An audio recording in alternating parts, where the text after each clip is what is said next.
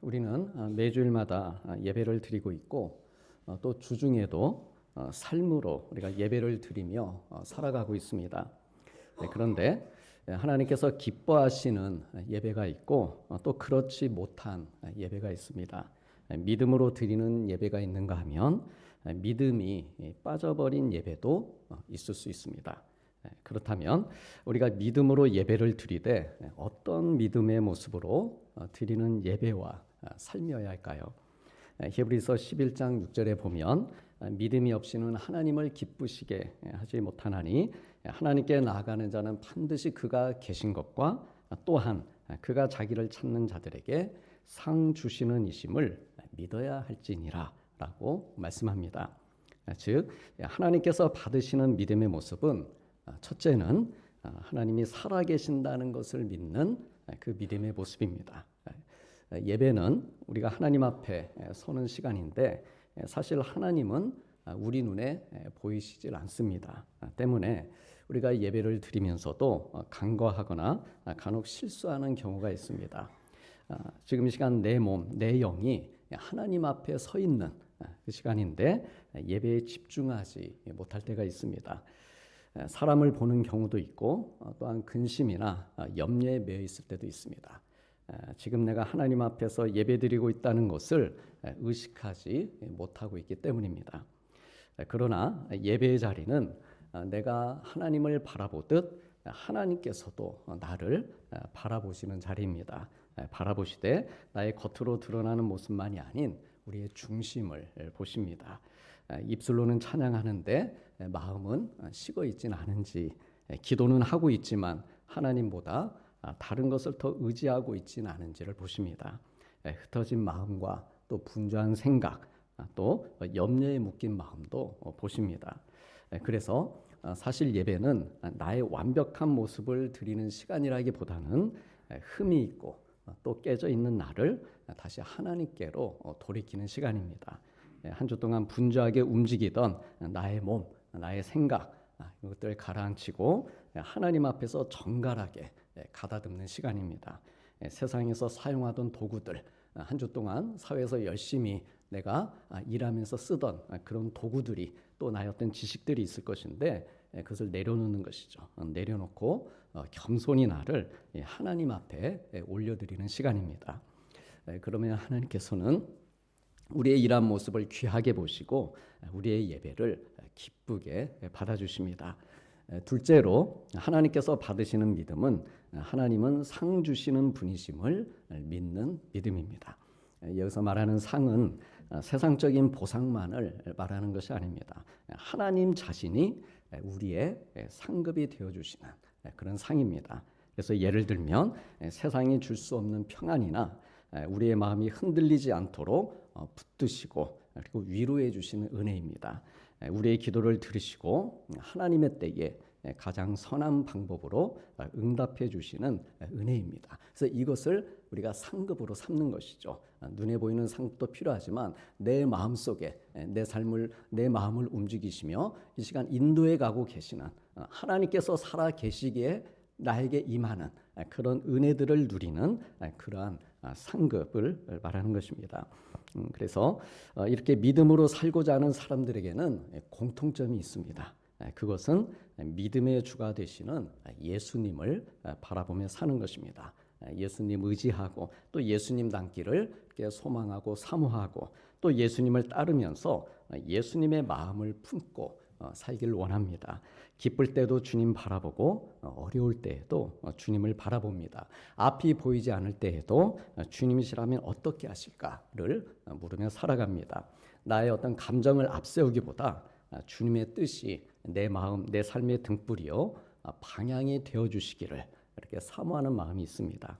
그래서 이렇게 주님을 바라보면서 예배를 드리는 가운데에 생각을 새롭게 하고 또한 말의 습관도 바꿔나갑니다. 그러면 하나님께서는 이러한 변화의 자리들에 하나님의 은혜를 차곡차곡 채워주십니다. 그래서 우리 하나님 앞에 예배드릴 때 이 시간은 하나님의 은혜를 하나씩 차곡차곡 정립해가는 시간입니다. 우리 성도님들 이 시간 하나님께 예배드리면서 살아계신 하나님 만나시고 또한 하나님께서 주시는 은혜와 상급을 잘 정립해서 나가는 그런 복된 성도님들 되시기를 축복합니다. 그래서 우리의 마음의 기쁨도 주시고 또 삶에 대한 의지도 내가 예배드리고 밖에 나와서 세상에서 더 열심히 믿음으로 잘 살아야 되겠다 이렇게 더 강하게 해주시고 또한 범사에 감사하며 살게 해주십니다. 특별히 오늘 본문은요, 우리가 그래서 믿음으로 바라보고 따라야 할 예수님의 모습을 전해주고 있습니다.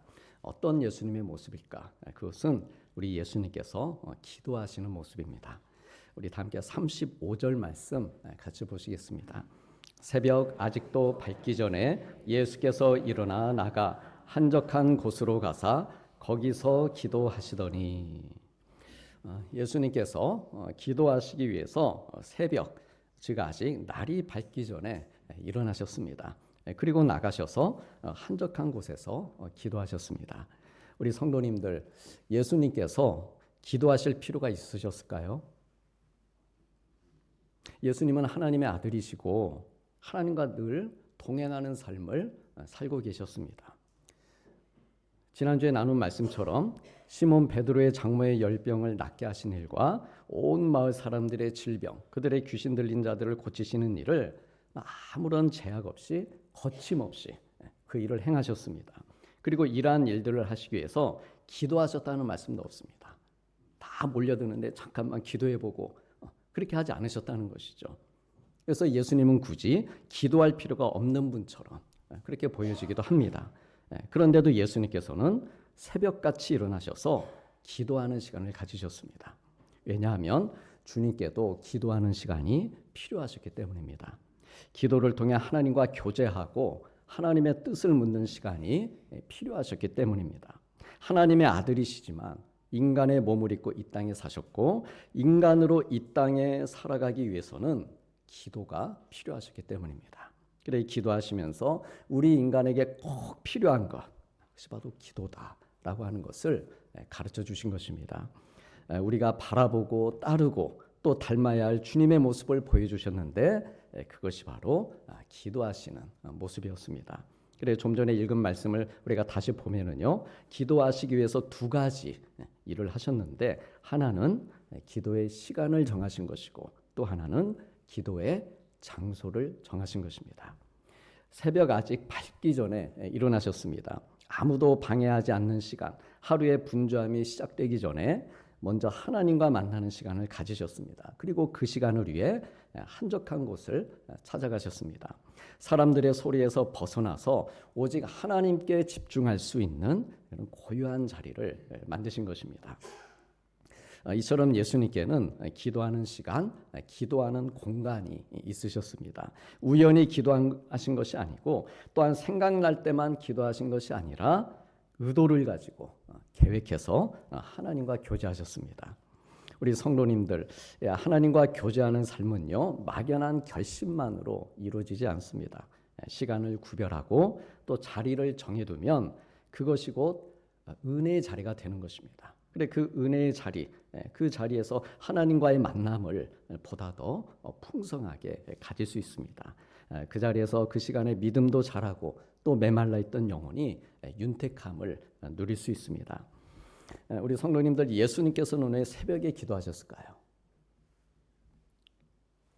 새벽잠이 없으셔서 새벽잠이 적으셔서 그러셨을까요? 아니면 남들보다 하루를 부지런히 시작하시려는 마음 때문에 그러셨을까요? 물론 예수님은 누구보다도 부지런하셨습니다. 하지만 그보다는 우리 예수님께서는 우리 예수님께 기도하시기에 가장 적당한 시간이 날이 밝기 전 이 새벽 시간대였기 때문이었을 것입니다. 아침이 되면 많은 사람들의 발걸음이 시작이 되고 병든 사람들이 찾아오고 가르침을 구하는 무리가 몰려왔습니다. 예수님의 하루는 늘 바빴습니다. 때문에 방해받지 않고 아직 세상의 소음이 시작되기 전 그 새벽이야말로 하나님과 깊이 교제하시기에 가장 적합한 시간이었을 것입니다. 한 가지 우리가 기억해야 될 것은요. 그렇다고 해서 예수님께서 초저녁부터 푹 쉬고 주무시다가 새벽에 일어나신 것은 아니라는 사실입니다. 왜냐하면 우리가 이미 앞에서 나눈 말씀처럼 오늘 본문의 새벽이 있기 전날에도 우리 예수님께서는 바쁜 일정을 보내셨기 때문입니다. 회당에서 하나님 나라 복음을 전하시고 그 다음 시몬의 집으로 들어가셔서 그의 장모를 고쳐주시고 또 저물어 해질 때부터는 온 마을의 병든 자들, 귀신 들린 자들 고쳐주시는 그런 강행군을 하셨습니다. 많이 피곤하시고 힘드셨을 것입니다. 하지만 바로 그 다음 날 새벽에 일어나 기도하신 것입니다. 우리는 흔히 이 삶이 기도다라고 하는 말을 합니다. 무릎을 꿇고 기도드리는 그 시간뿐만 아니라 내 삶의 모든 순간순간들이 하나님 앞에 드려지는 기도다라고 하는 의미로 이렇게 하는 말입니다. 즉 우리의 기도가 예배당 안에서 하는 것으로 끝나지 않고 가정으로, 일터로, 또한 관계 속으로 계속해서 이어진다라고 하는 의미입니다. 그래 이를 위해서 더욱 필요한 것이 기도의 시간과 기도의 공간을 확보하는 것입니다. 구약을 보면 다니엘은 하루 3번씩 무릎을 꿇고 기도했습니다. 왕의 명령이 내려와도 또 사자굴의 위협 앞에서도 기도의 창을 닫지 않았습니다. 기도의 시간, 하루 3번씩 무릎 꿇는 그 기도의 시간과 또한 기도의 창, 기도의 공간을 확보한 것입니다. 다윗도 그랬습니다. 광야에서 사울에게 쫓기는 도망자 신세였지만 그는 새벽을 깨워 하나님을 찾았습니다. 들판에서 양을 칠 때에도 하나님을 노래했고 또 왕이 된 이후에도 감사와 회개의 고백을 멈추지 않았습니다. 광야와 들판과 왕궁, 심지어 전쟁터까지 그의 기도의 공간이었습니다. 기쁠 때는 찬양하며 기도했고 또 고통스러울 때는 눈물로 기도하고 또 범죄한 후에는 통회하는 심령으로 하나님 앞에 나아갔습니다. 그가 완전했기 때문이 아니라 넘어질 때마다 다시 그때마다 하나님 앞에 엎드렸기 때문에 그의 인생이 무너지지 않고 하나님의 은혜 안에서 온전히 머무는 삶을 살 수 있었습니다. 하나님께서는 오늘 우리들도 기도의 시간을 확보하며 살기를 바라십니다. 길지 않아도 됩니다. 5분, 10분이어도 좋습니다. 또 길다고 생각하시는 분도 계실지 모르겠습니다. 5분, 10분도 사실 짧은 시간은 아니죠. 그러나 우리가 내가 그때마다 즉흥적으로 물론 생각나서 하는 기도도 필요하겠지만 기도에도 어떤 틀이 필요합니다. 내용이 또 필요하죠. 그래서 일상을 사시면서 기도의 제목들이 될 만한 것들을 쭉 적어 나가시는 것이죠. 1년 365일 살면서 하루에 기도 제목 하나씩만 나와도 365가지가 기도 제목이 나오는 것입니다. 그게 5분 안에 10분 안에 끝날 기도 내용일까? 그렇지 않습니다. 기도를 하다 보면 정말 날밤을 새워가면서 할 수 있는 그런 기도의 내용들도 많이 있는 것이죠. 그래서 어쨌든 길지 않아도 되고 또 내 상황에 따라서 좀 기도가 길어질 수도 있을 것입니다. 중요한 것은 나의 바쁜 일상 가운데서도 하나님을 향해서 창을 여는 시간을 우리가 갖는 것이 필요하다라고 하는 것이죠. 기도는 특별한 사람만의 몫이 아닙니다. 나는 기도의 사명을 가졌다. 물론 그분은 기도의 사명을 가졌고 또 다른 사람은 그러면 기도의 사명이 없는가? 그렇지 않습니다.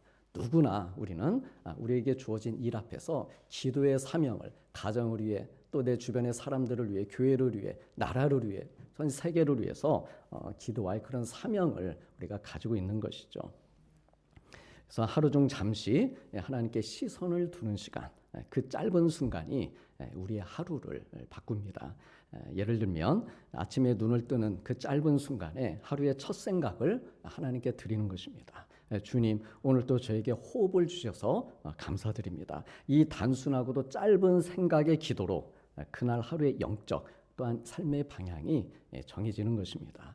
출근길에 혹은 운전하면서 혹은 일을 시작하기 전에 주님, 오늘 하루도 제가 이렇게 시작하는데 이 하루를 감당할 수 있는 은혜를 주옵소서. 저에게 지혜를 주옵소서. 이렇게 삶과 연결된 기도를 드릴 수도 있습니다. 또 엘리베이터 안에 그 짧은 순간도 기도의 골방이 될 수 있는 것이죠. 엘리베이터 안에 타서 서로 눈치 보지 마시고 그 시간에 1층이면 1층만큼 5층을 올라가면 5층의 그 시간들만큼 그 자리가 기도의 골방이 될 수 있다라고 하는 것이죠. 기도는 시간을 빼앗는 것이 아니라 삶을 정돈해 주는 것입니다. 기도하면 시간을 빼앗긴다. 그렇지 않습니다. 오히려 기도하는 그 시간을 통해서 바쁜 나의 일과까지도 정돈이 되는 그런 놀라운 은혜를 우리가 누리게 되는 것입니다. 이러한 짧은 순간에 이런 시간의 기도들이 우리의 하루를 계속해서 거룩하게 이어주게 되는 것입니다. 그래서 결국 중요한 것은요, 하나님을 자주 의식하며 사는 그런 횟수, 빈도입니다. 그러므로 새벽이든 아침이든 낮이든 밤이든 계속해서 기도로 하나님과 연결된 그런 삶을 살면서 주님을 바라보고 주님을 따라가는 그런 귀한 믿음의 성도님들 되시기를 축복합니다. 한편 이 본문에 기록된 이 기도의 공간, 이 한적한 곳은 성경 원문에 에레모스라고 하는 단어를 사용하고 있습니다. 이 단어는요, 사람이 없는 곳을 의미하는, 한적한 곳이니까 사람이 없는 곳을 의미하는, 다시 말해 사람 중심의 단어가 아닙니다. 사람이 있나 없나, 그래서 사람이 없으니까 한적한 곳이다, 이런 사람 중심의 단어로 이 에레모스가 쓰인 게 아니고 홀로 하나님 앞에 서는 공간을 표현하는 하나님 중심의 공간을 의미하는 것입니다. 그러니까 한적한 곳이라고 하는 것은 하나님만 볼 수 있는, 즉 예수님께서 한적한 곳을 찾으셨다고 하는 말씀은요, 단순히 사람들이 없는 장소를 찾으셨다는 뜻이 아니라 철저히 하나님 앞에 설 수 있는 곳을 찾으셨다, 그런 의미입니다. 예수님께서는 늘 그런 공간을 찾으셨습니다. 병든 사람들이 줄을 서고 또 귀신 들린 사람들이 소리 지르고 사람들이 몰려올 때에도 우리 예수님께서는 조용히 한적한 곳, 이 하나님 앞에 서실 수 있는 그곳을 찾으셨습니다. 그러니까 사실 군중 안에 우리가 들어와 있다 하더라도 그 안에서의 한적한 공간, 하나님과 내가 만날 수 있는 그 자리를 만날 수 있다, 만들 수 있다라고 하는 것이죠. 우리 예수님께서 갈릴리 시골 지역에 계실 때에는 한적한 들판이나 광야 같은 곳이 기도의 장소가 되었습니다. 또 그러다 잠시 큰 도시인 예루살렘을 방문하셨을 때에는 감람산이 기도의 장소가 되었습니다. 주님께서 습관을 따라 감람산에 가셨다. 누가복음 22장에 기록이 되어 있습니다. 그러니까 무슨 말씀입니까? 환경이 달라지고 도시가 달라지고 분위기가 바뀌고 잠자리가 바뀌었습니다. 그러나 기도의 습관은 달라지지 않으셨다라고 하는 것이죠. 습관을 따라 가셨다라고 했는데 이 습관은 갈릴리 지역에서 하시던 습관을 의미합니다. 누가복음 22장의 그 말씀이 그렇습니다. 주로 갈릴리 지역에서 활동하시다가 예루살렘에 가시는 일이 있으셨는데 그렇게 생활하는 공간이 달라져도 갈릴리에서 하시던 대로 기도의 습관을 이어가신 것입니다. 갈릴리에서는 갈릴리의 기도 자리가 있었고 예루살렘에서는 감람산이라는 기도의 자리가 있으셨습니다. 이와 같이 우리도 예배당에서 쌓은 습관이 일상의 삶으로 자연스럽게 이어지길 바랍니다.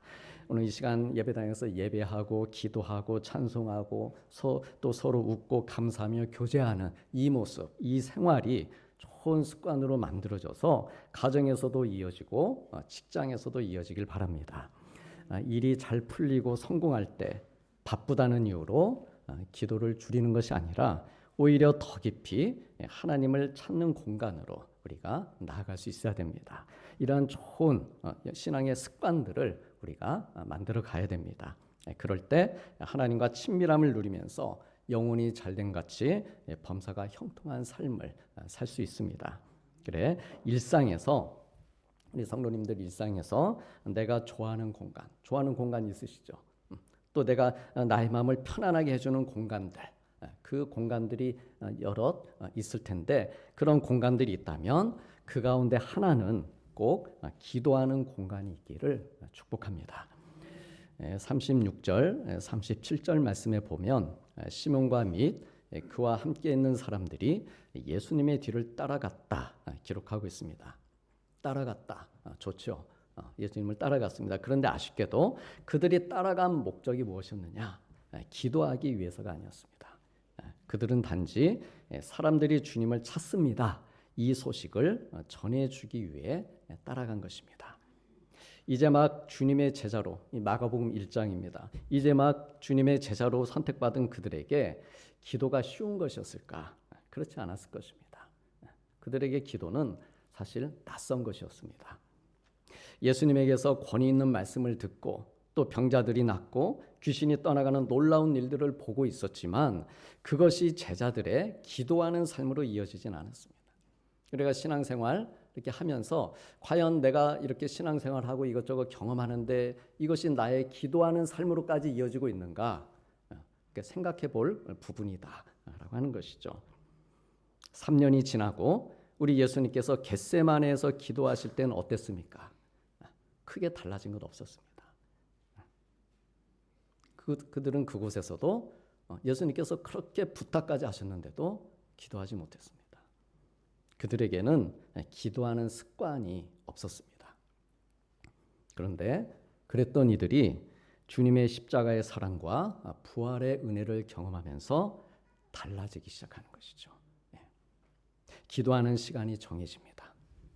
그리고 기도하는 공간을 확보해 갑니다.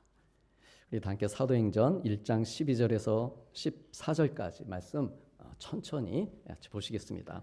제자들이 감람원이라 하는 산으로부터 예루살렘에 돌아오니 들어가 그들이 유하는 다락방으로 올라가니 베드로, 요한, 야고보, 안드레와 빌립, 도마와 바돌로메, 마테와 및 알페오의 아들 야고보, 셀롯인 시몬, 야고보의 아들 유다가 다 거기 있어 여자들과 예수의 어머니 마리아와 예수의 아우들과 더불어 마음을 같이하여 오로지 기도에 힘쓰더라. 아멘. 예수님께서 기도하셨던 곳이자 또 승천하신 감람원, 그곳에서 이들이 돌아오자마자 이 제자들이 맨 먼저 한 일은 기도하는 일이었습니다.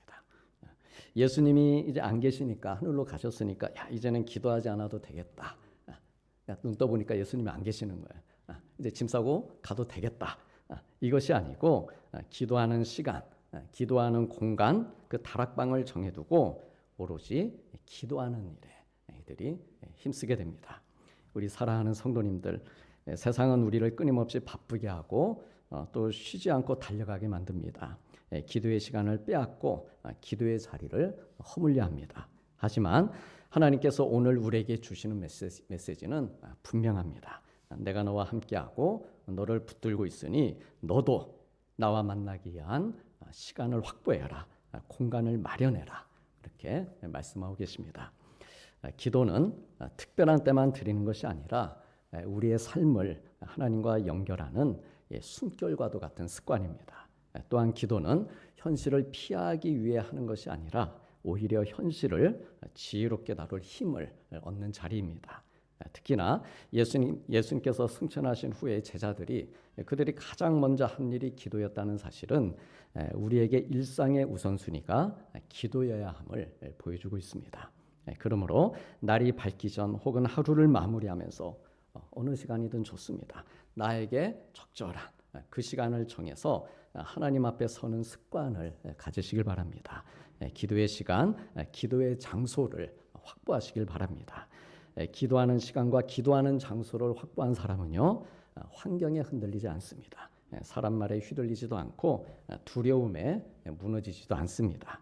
왜냐하면 이미 하나님 앞에서 하루를 시작했습니다. 그렇기 때문이고 또한 하나님 앞에서 하루를 지금 이렇게 마치고 있기 때문입니다. 하나님과 더불어서 하루를 이렇게 마치고 있는데 내가 휘둘릴 수 있겠는가? 두려워할 수 있겠는가? 그렇지 않습니다. 하나님 앞에 서는 기도의 습관이 내 삶, 나의 영혼을 이미 승리하는 체질로, 담대한 체질로, 또 감사하는 체질로 바꿔놓았기 때문입니다. 그래 특별히 사순절을 보내면서 저와 우리 모든 성도님들이 이 삶이 예수님과 또 이 제자들이 그랬던 것처럼 기도로 시작되고 기도로 채워지고 또 기도로 계속해서 앞을 향해 나아가는 거룩한 여정이 되기를 주님의 이름으로 축복합니다. 기도하시겠습니다.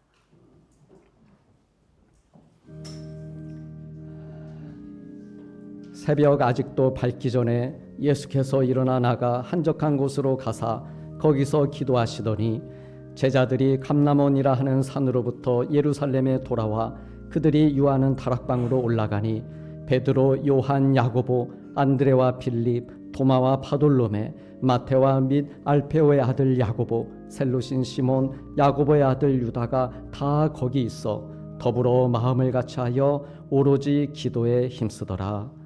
아멘.